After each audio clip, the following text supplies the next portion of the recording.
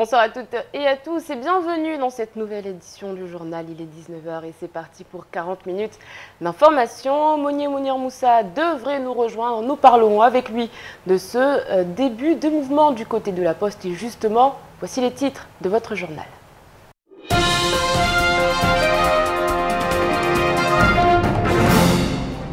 « 20% de grévistes selon la direction, plus de 60 » indiquent les syndicalistes après un préavis de grève déposé la semaine dernière.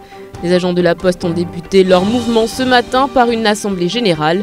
Un mouvement qui devrait entraîner demain la fermeture des bureaux de poste sur toute l'île.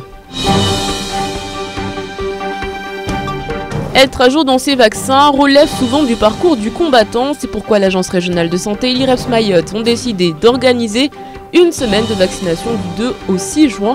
Une semaine de mobilisation importante qui aura pour but de sensibiliser et d'informer les Mahorais. Le Desperados remporte la finale de l'Océan Indien. Le club de rugby mahorais a brillé hier à Madagascar. Mayotte face à Majinga, une belle finale en perspective que nous avons suivie. Le sport mahorais semble ne s'être jamais aussi bien porté.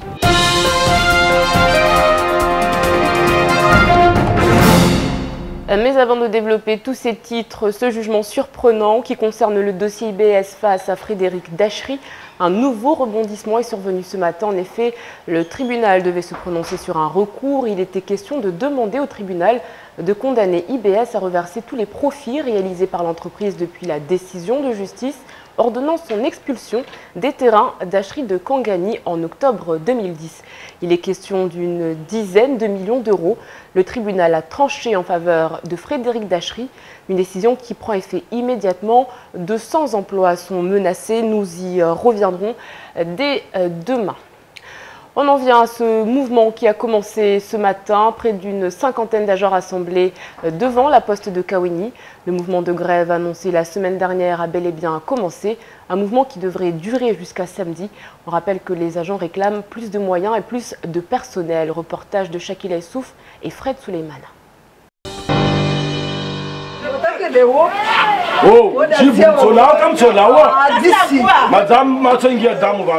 Il y a de cela 3 mois, les syndicalistes de la Poste revendiquaient déjà plus d'effectifs pour alléger le travail des agents. Ils ont constaté en effet que cette situation entraîne des conséquences alarmantes pour leur profession et pour les Mahorais. Sans réponse satisfaisante de leur direction, les agents sont donc en grève depuis ce matin. Un mouvement largement suivi en brousse et qui devrait s'étendre à toute l'île. Je suis allé à Guyane récemment.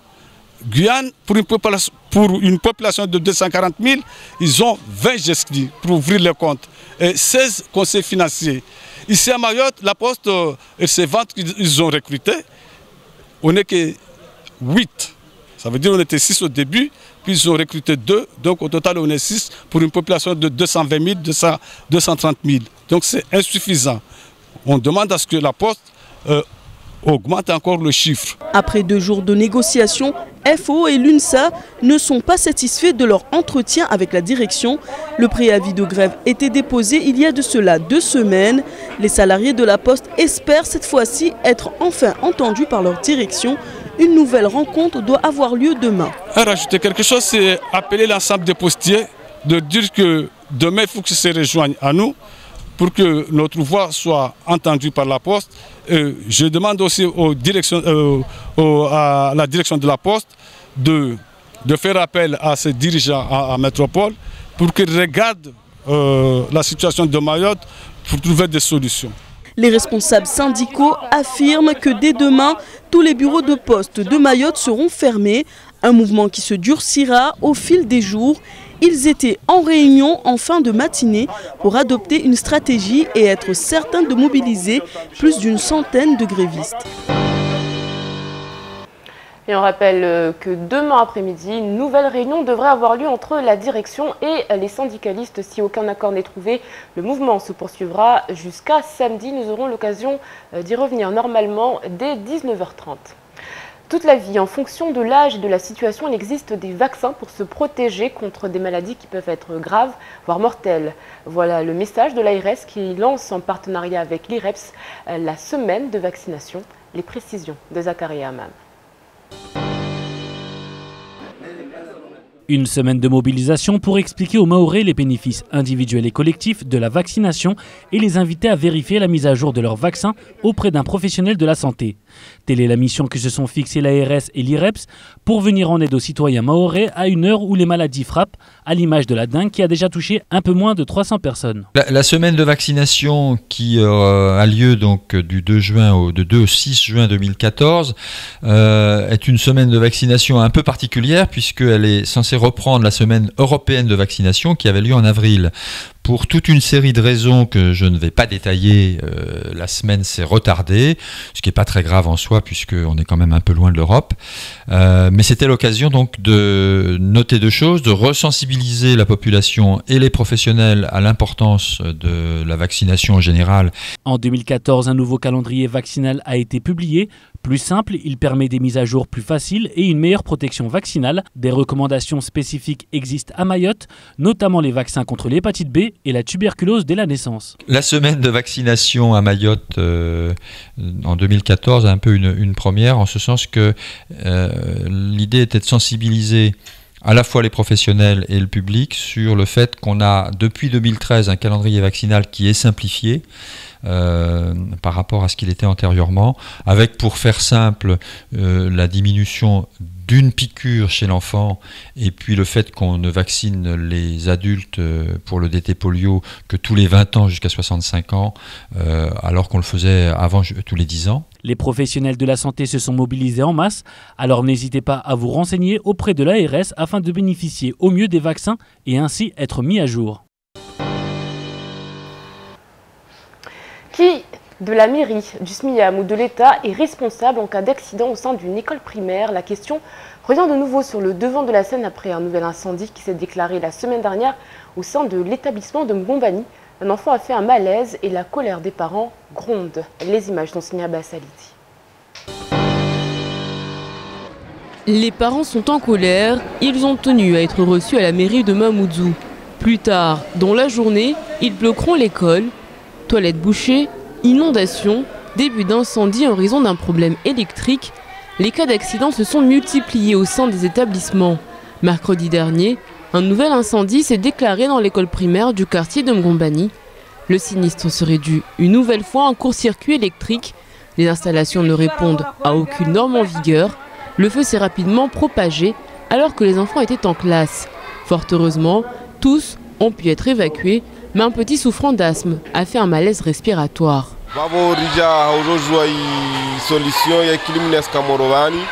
Rija parana Mgombani jari fanya na hadisi ngana rehe la mero ndani para mparongo testao bao testao arambia amba wasifanya solution ya uzongalia hizi ntogozini be afikira amba ileo ini ntongoza fanishidia ma accident ya umwenge onu kasijua amba toshidafanye exactly au appareil conteria mwenge kilo wanatatu wasome l'école au kato para. La question de la responsabilité se pose une nouvelle fois, à quelques jours de l'arrivée du ministre de l'Intérieur Bernard Cazeneuve et de la ministre de l'Outre-mer Georges Paul-Angevin. L'affaire fait tâche, d'autant qu'aucune solution concrète pour résoudre la problématique n'a été définitivement tranchée.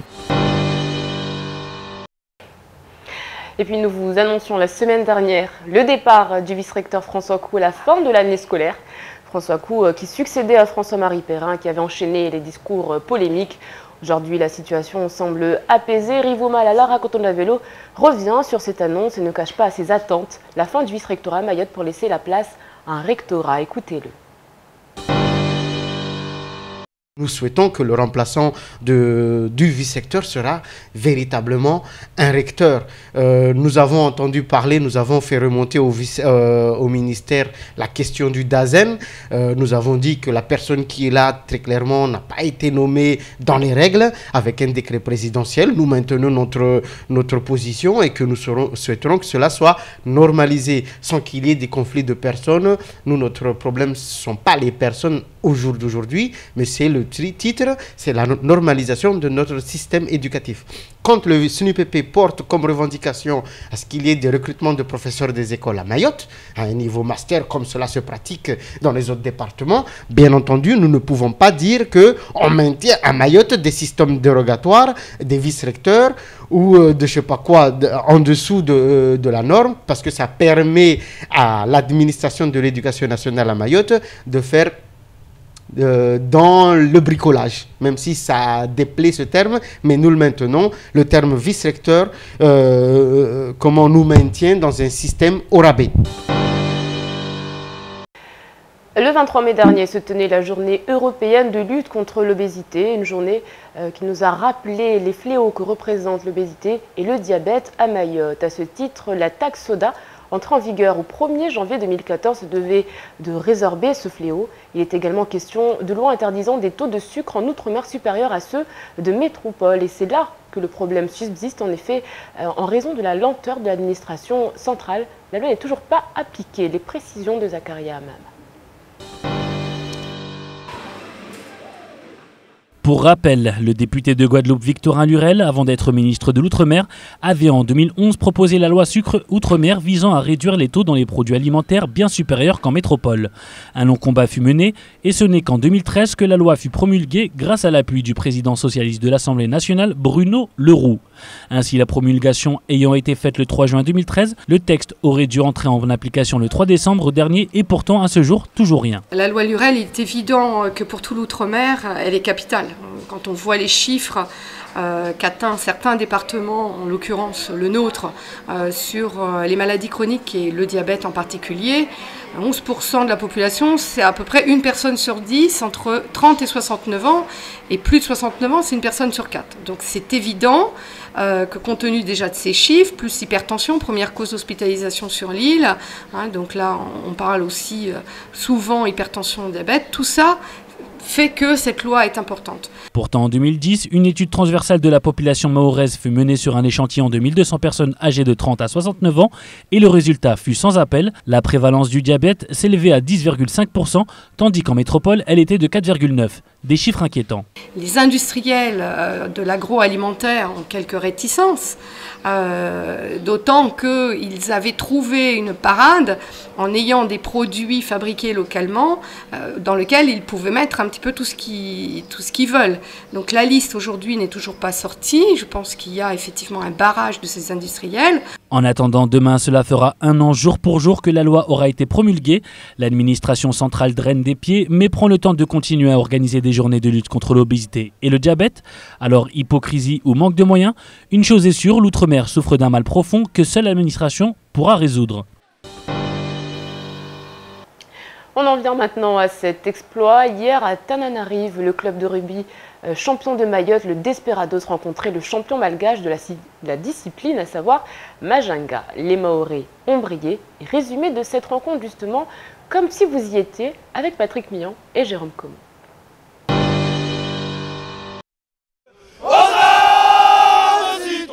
Hier, à Tana, rien ne pouvait entamer la motivation de l'équipe de Mayotte, ni même cette Marseillaise qui n'a pu être jouée à cause d'un problème technique. Qu'à cela ne tienne, les joueurs la chanteront a cappella.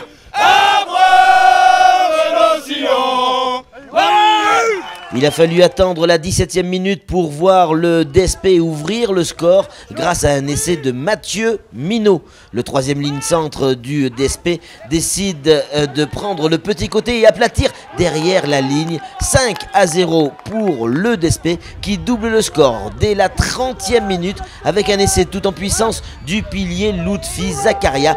10-0 pour les champions de Mayotte. 4 minutes plus tard, Majanga revient au score avec cet ailier et ses jambes de feu qui transpercent la défense. Un essai qui ne sera pas transformé. Score à la mi-temps, 5-10 pour le DSP.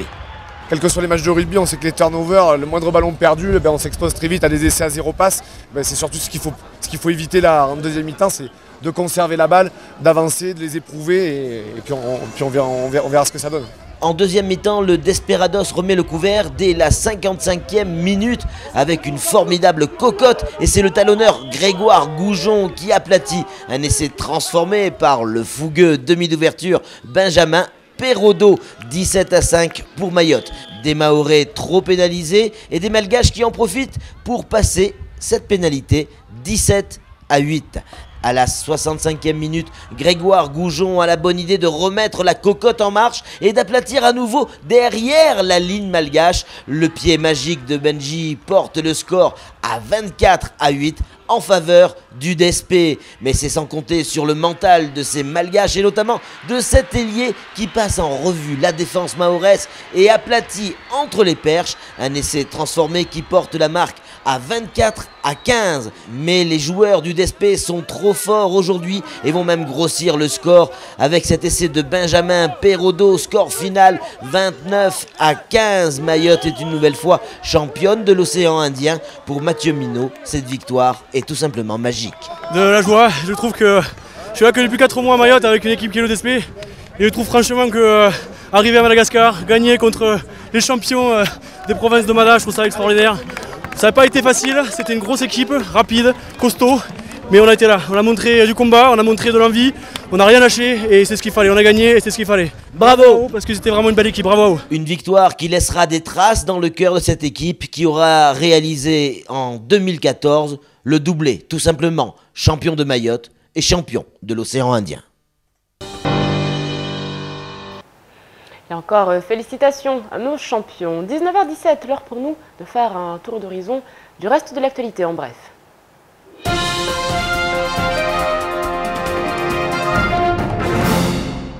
Nous évoquions la semaine dernière le différend opposant le groupe de la grande distribution Sodifram au pétrolier Total.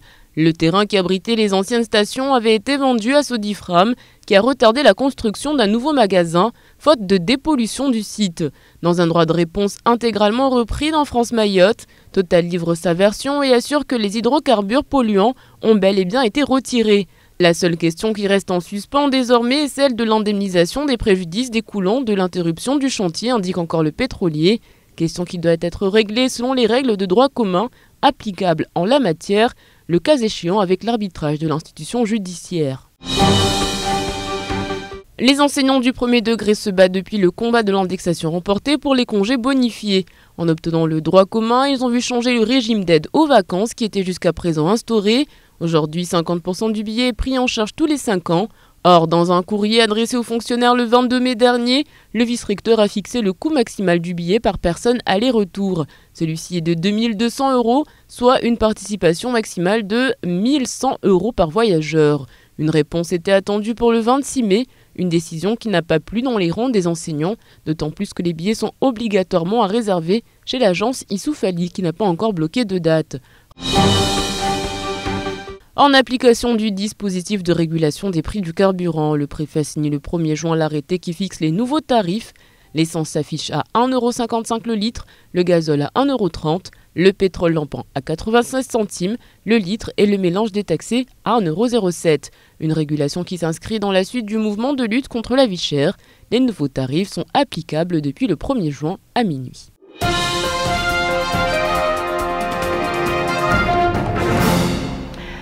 Côté basket, on parle après l'exploit du BCM d'une autre catégorie de BCM, les moins de 15 ans. En effet, pour la première fois, un tournoi de basket poussin Benjamin est organisé. Près d'une 50aine de joueurs étaient présents, l'occasion pour les jeunes basketteurs de se confronter à d'autres équipes. Shakila Issouf et Fred Suleiman a été sur place. 2 semaines pour organiser la première édition du tournoi de basket Benjamin Poussin du BCM. Financé par le club, les encadrants et les élus de la localité, ce tournoi a pour but de réunir tous les clubs de basket des moins de 15 ans, ainsi permettre aux jeunes sportifs de montrer ce qu'ils savent faire. Ça se passe bien, on a fait le parcours, on a joué contre TCO et les Poussines ont joué contre TCO aussi. Ça m'apporte un physique et m'apporte le jeu, connaître les gens et m'amuser aussi. C'est ça, pour moi, le basket. Ce matin, on n'a que la commune de Mamoudzou et une équipe de Sada. C'est des jeunes qu'on essaie de former pour qu'ils soient prêts lorsqu'ils seront en excellence pour pouvoir avoir des meilleurs joueurs sur l'île. Parce qu'en ce moment, le basket est en train d'évoluer sur l'île. 3 équipes ont pu participer au tournoi, le TCO, BS de Sada et l'équipe organisateur, le BCM. Vautours de l'abattoir Chicago de Mamoudzou n'ont pu se déplacer faute d'organisation. 3 joueurs ont été distingués, chacun médaillé, meilleur joueur de la finale, meilleur joueur du tournoi et meilleur shooter avec 16 points à son actif. Aujourd'hui, c'est la première édition qu'on le fait, mais le résultat, il est correct. On n'a pas eu d'aide ni de subvention de rien. Mais avec notre club, l'aide des parents et des présidents en charge, on a pu réussir à faire une belle chose. Des parents qui ont cotisé pour le buffet, un nettoyage du terrain hier. On a pu faire tout ça juste grâce à l'ensemble des joueurs et l'ensemble des parents qui ont tous contribué à la réalisation de cet événement. Malgré l'absence de l'aide financière du Conseil général, le BCM compte bien faire de ces jeunes basketteurs des champions. Le talent, la motivation et la technique sont au rendez-vous. BCM remportera le tournoi face à TCO sur un score de 29-21. On saluera bien évidemment l'exploit de l'équipe du basket club d'Onsapéré qui a brillé ce week-end en métropole. On rappelle donc qu'ils se sont inclinés malheureusement face à l'équipe de Brest sur un score de 63-80. Mais bien évidemment, nous fêterons nos champions comme il se doit dès qu'ils rentreront sur le territoire. En attendant, place à l'actualité en maoré. Tout ce qu'il fallait retenir de cette journée, c'est tout de suite.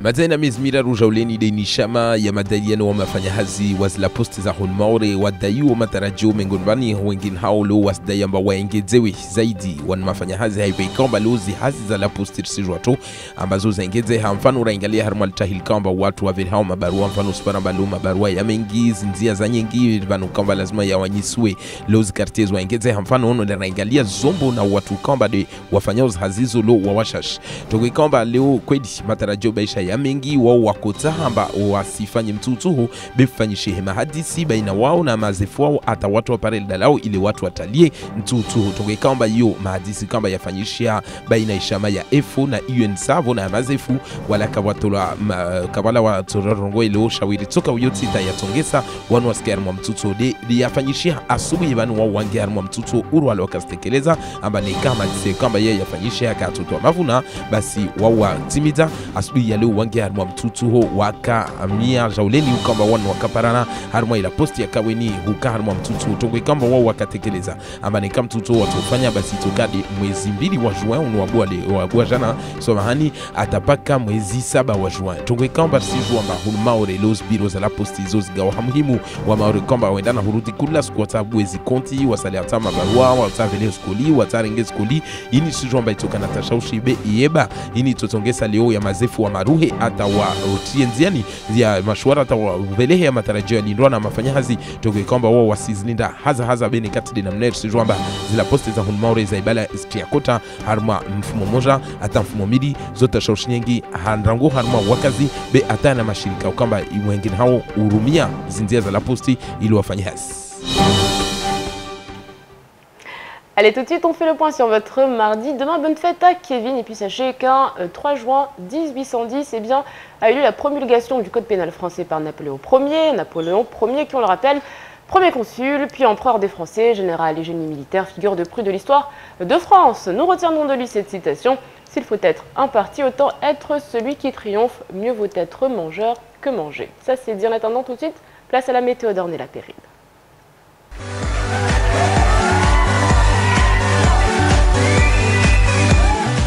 Bonsoir à tous, voici les prévisions de demain mardi 3 juin. Le temps alterne entre éclaircies et passages nuageux théoriquement inoffensifs. Le vent est de l'ordre de 10 à 20 km/h du secteur sud dominant. La mer reste belle. Du côté des températures, la maximale sera de 30 degrés, la minimale sera de 24 degrés. Il fera 27 degrés à Trévani, 26 degrés à Dzaouzi, 28 degrés à Bouéni et 30 degrés à Bandrélé. Le soleil se lèvera à 6h17 et se couchera à 17h37. La marée sera haute à 6h40 et 18h54 et basse à 12h39. Merci à tous et surtout à demain pour un nouveau bulletin météo.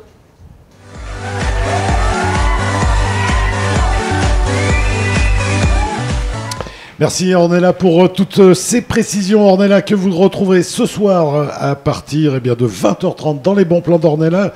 On parlera cuisine avec Dassami et puis juste avant à 20h, Allociné, le magazine ciné de KTV se penchera sur le festival de Cannes. Pour l'heure, c'est la pub sur KTV. Le 18h-20h revient tout de suite.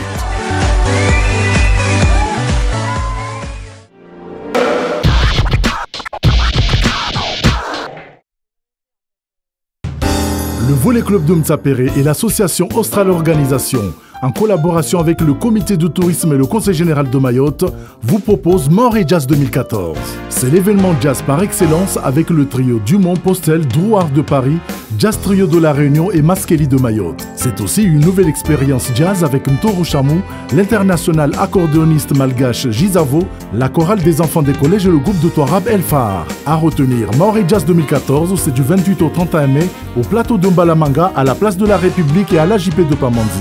Inforesa 06 39 40 53 92 ou bien 0269 61 09 09, comité de tourisme pour le programme.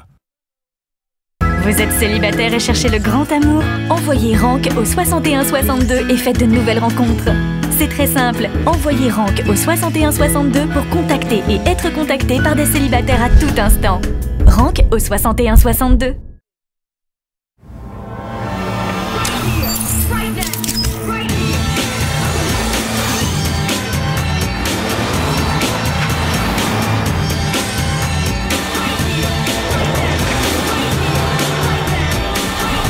Conduire devrait toujours faire cet effet-là.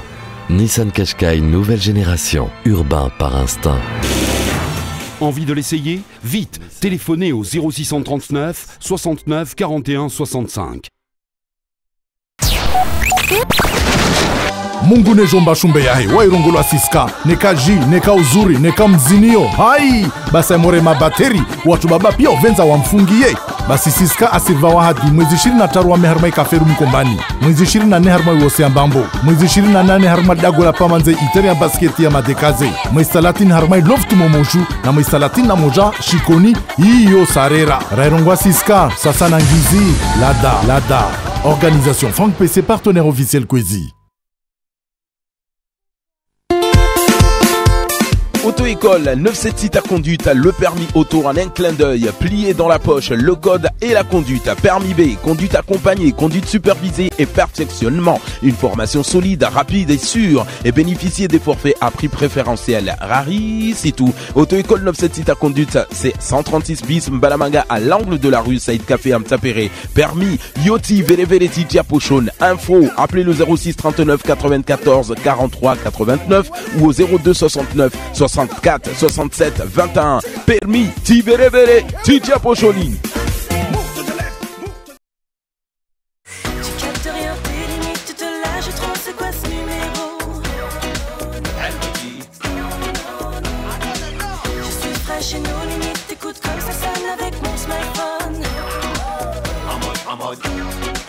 Avec ta carte ON, tes SMS sont illimités vers tous les mobiles Mayotte et Réunion dès midi en semaine. Et le week-end, c'est 24 heures sur 24. Et profite de 10 mégas d'internet offerts par rechargement. Ça, c'est ON. By Only.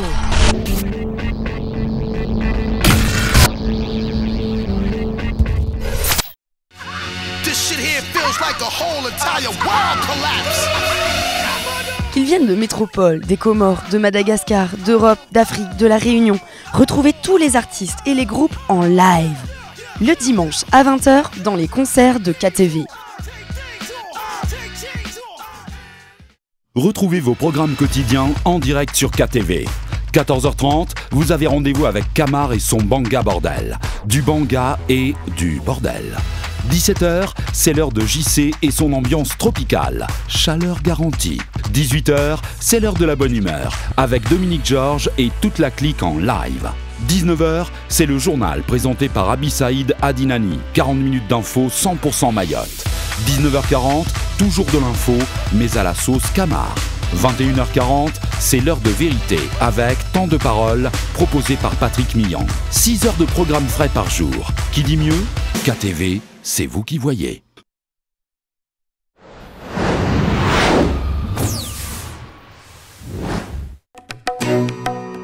Sur KTV, avec Mariam, on parle de tout. Société, éducation, loisirs, sexe. Installez-vous sur le canapé des drôles de dames tous les mercredis à 20h.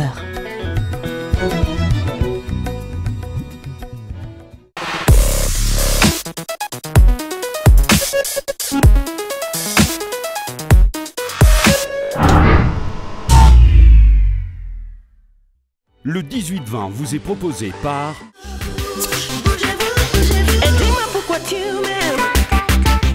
Le yaourt ou là, c'est bon pour moi, c'est bon pour toi.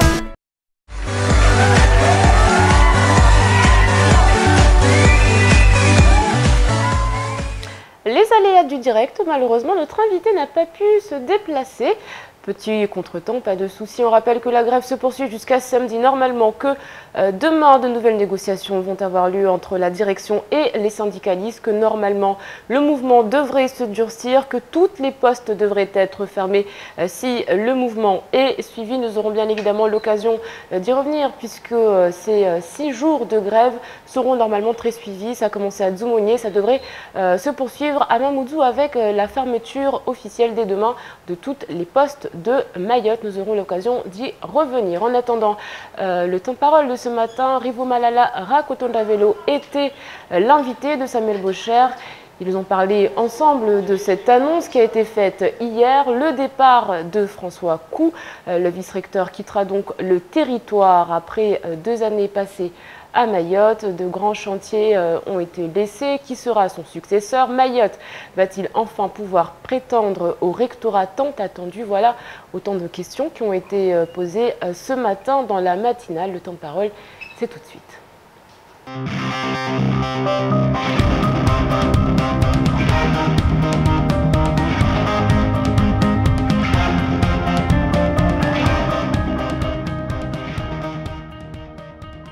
Bonjour à toutes et à tous à nouveau pour ce second temps de parole, ce matin avec Rivo, le patron du SNUPP, le syndicat majoritaire des enseignants du premier degré. Rivo, bonjour. Bonjour.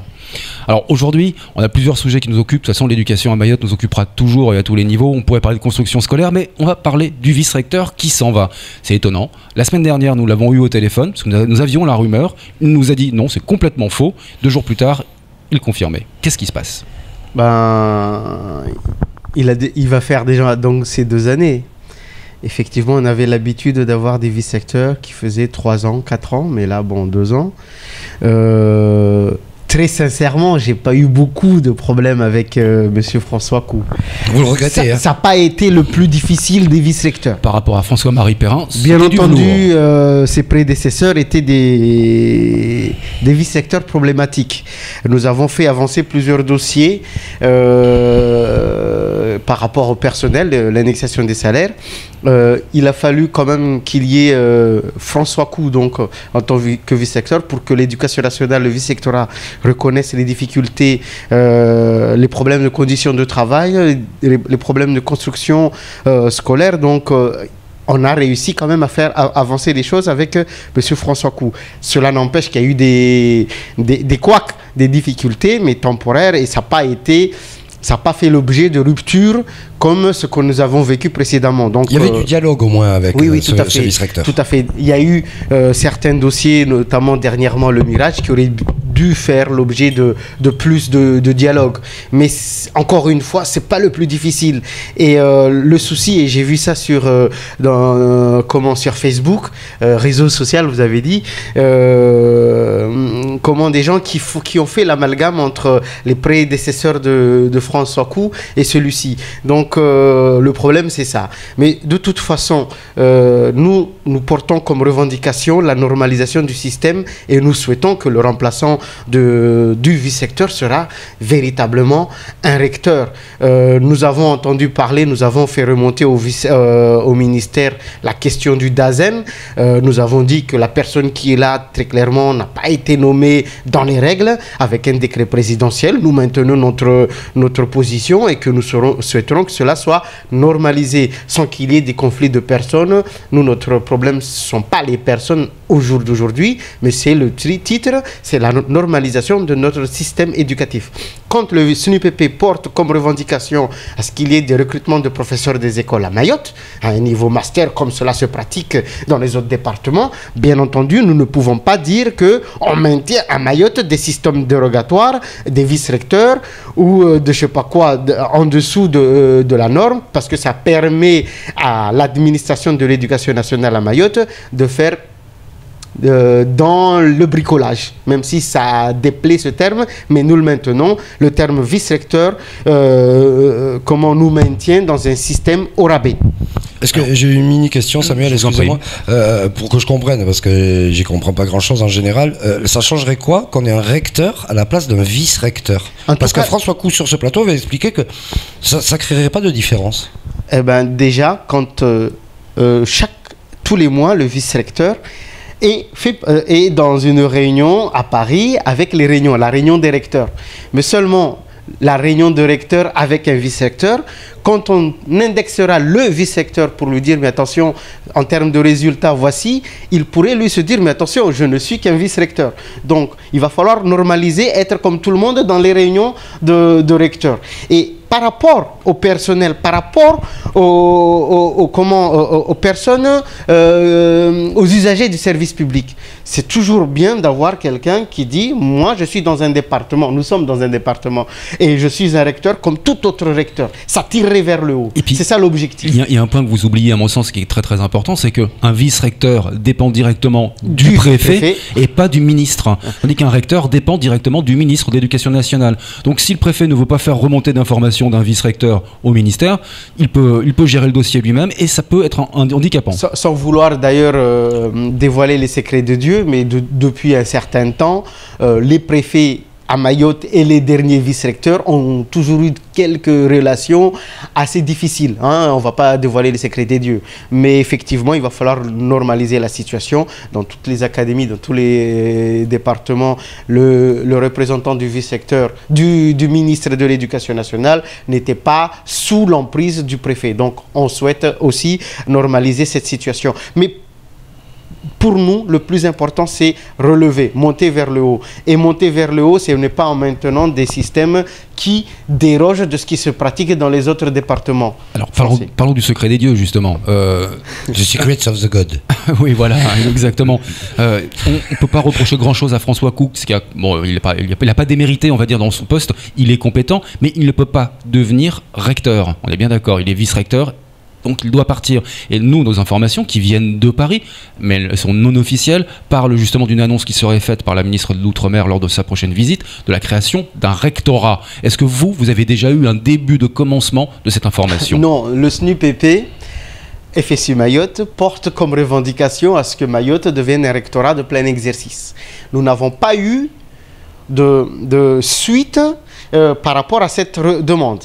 Je sais, avec les réunions en off, que c'est très mal vu par le ministère de l'Éducation nationale. Mais je sais aussi que d'autres ont une oreille attentive par rapport à cette demande. Donc on verra bien. Mais il ne faut pas, aujourd'hui, quand on a déjà basculé depuis 2011 dans un système départemental. Remplacer un vice-recteur par un autre vice-recteur, quand on nous demande la normalisation, ce serait envoyer une autre personne ici, déjà même pas arrivée à Mayotte, déjà être confronté à des problèmes.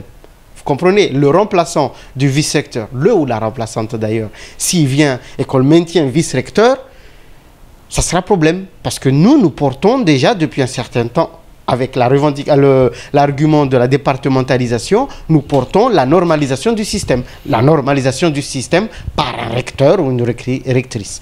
Ce ne sera pas nouveau. On nous envoie des préfets qui ne sont pas des préfets. Donc, un vice-recteur qui n'est pas un recteur. Vous êtes taquin, Samuel. Non, je dis juste la vérité, tout simplement. Enfin bon, on va pas... C'est pas moi qui l'ai dit, monsieur le préfet. En tout cas, vous avez dit quelque chose, Rivo. Une mini-question, avant que j'oublie. C'est mal vu au ministère qu'on devienne un recteur. Pourquoi c'est mal vu au ministère? Qu'est-ce qu'on leur a fait? Non, mais quand nous avons compris, il y a aussi l'histoire de l'éducation. Toujours des difficultés pour que Mayotte accélère son développement.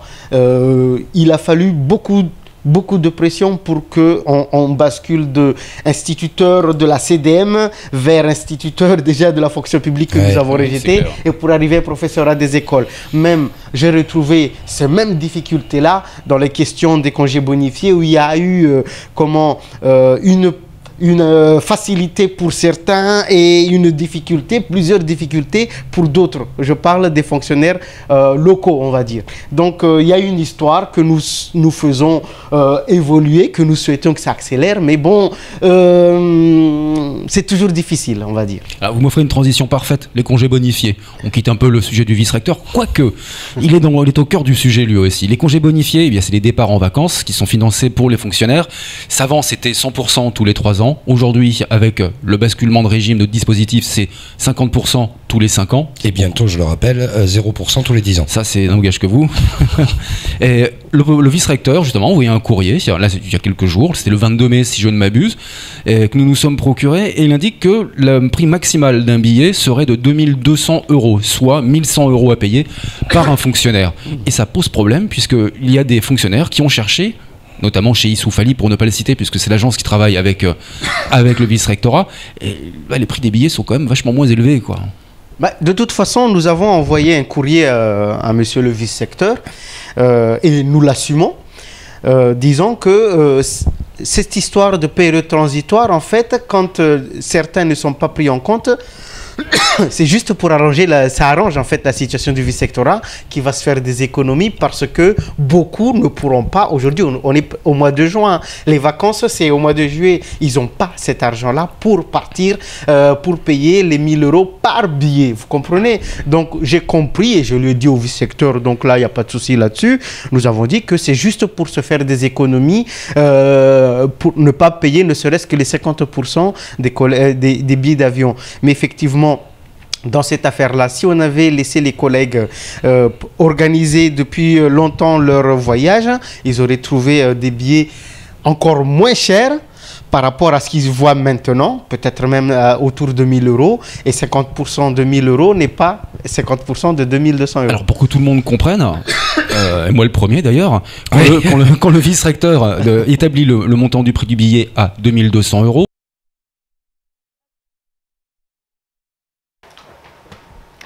et voilà, c'est la fin de cette édition. Merci de l'avoir suivi. On se retrouve demain pour un nouveau journal. Excellente soirée à toutes et à tous. Kwaheri.